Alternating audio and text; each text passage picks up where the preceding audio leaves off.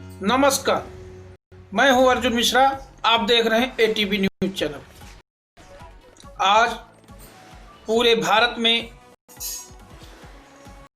किसान आंदोलन चरम सीमा पर पहुंच चुका है। इसी प्रकार से पंजाब के 32 किसान संगठनों के साथ हुई सरकार की बैठक बुधवार को होगा और आएगा इसमें अहम फैसला। जैसा कि किसान नेता कुलवंत सिंह संधू ने मंगलवार को कहा है कि आज पंजाब के 32 किसान संगठनों की बैठक हुई है और उसमें यह फैसला किया गया है कि केंद्र सरकार की चिट्ठी पर कल की बैठक में फैसला लिया जाएगा। इसके साथ ही उन्होंने यह भी कहा है कि हरियाणा के किसान 25-27 दिसंबर को हरियाणा के टोल प्लाजा को फ्री करेंगे। इस प्रकार से किसानों का आंदोलन अभी भी दिल्ली के बॉर्डरों पर जारी है। कड़ाके की सर्दी में और शीतलहर के बीच किसानों का आंदोलन लगातार जारी है और आज उसका 27वां दिन है। प्रदर्शनकारी किसानों ने गाजीपुर, दिल्ली, गाजियाबाद सीमा को पूरी तरह से बंद कर दिया है, जिससे दिल्ली के आने जाने वाले लोगों को काफ़ी परेशानियों का सामना करना पड़ रहा है। जैसा कि किसान आंदोलन से जितने भी चीज़ें या जितनी भी घटनाएं हुई हैं उसके बारे में हम आप सभी लोगों को बताना चाहते हैं कि किसान आंदोलन से कितना नुकसान दिल्ली की जनता को हो सकता है और दिल्ली के बाहर दिल्ली में आने वाले उन जनता जनार्दन का हो सकता है। जैसा कि किसानों ने गाजीपुर बॉर्डर को भी बंद कर दिया है। प्रदर्शनकारी किसानों ने गाजीपुर, दिल्ली, गाजियाबाद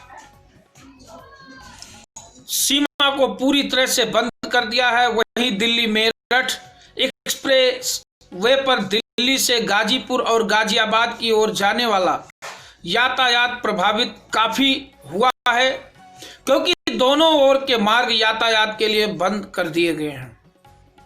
इस प्रकार से किसानों का यह भी कहना है कि कृषि कानूनों के वापसी के बगैर किसान दिल्ली से वापस नहीं जाएगा, ना ही कूच करेगा। इस तरह से भारतीय किसान यूनियन के राष्ट्रीय अध्यक्ष राकेश टिकैत ने भी कहा है कि हमें कृषि मंत्री से अभी तक कोई बैठक का निमंत्रण नहीं मिला है। किसानों ने निर्णय लिया है कि जब तक सरकार सभी 3 कृषि कानूनों को वापस नहीं ले लेती तब तक वे वापस नहीं जाएंगे। सभी मुद्दों को हल करने में 1 महीने से अधिक समय लगेगा। सरकार हमारे पास आएगी। इस तरह से भारतीय किसान यूनियन के राष्ट्रीय अध्यक्ष राकेश टिकैत का भी कहना है। हालांकि किसान आंदोलन के 27वें दिन भी किसानों का प्रदर्शन जारी है। दिल्ली की हाड़ कपा देने वाली ठंड में राजधानी में अलग अलग बॉर्डरों पर किसानों का प्रदर्शन जारी है। इसी बीच में भारतीय किसान यूनियन भारत के राष्ट्रीय अध्यक्ष प्रशांत सिंह राणा का भी कहना है कि मोदी सरकार की मुश्किलें बढ़ेंगी अगर वो किसानों के बारे में नहीं सुनेंगे। इस तरह से भारतीय किसान यूनियन भारत के राष्ट्रीय अध्यक्ष प्रशांत सिंह राणा ने कहा कि एनडीए की सहयोगी राष्ट्रीय लोकतांत्रिक पार्टी के सांसद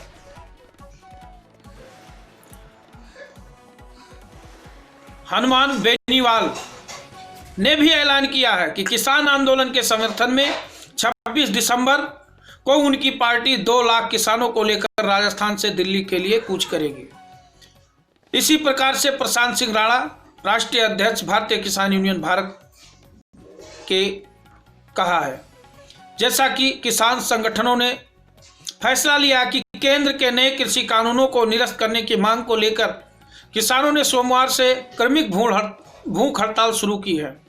वहीं सरकार ने पत्र लिखकर किसानों से फिर बातचीत करने का प्रस्ताव भेजा है। वहीं सरकार से बातचीत को लेकर किसान संगठन आज फैसला करेंगे। किसान और केंद्र सरकार के बीच पांचवें दौर की बातचीत का कोई नतीजा नहीं निकला है।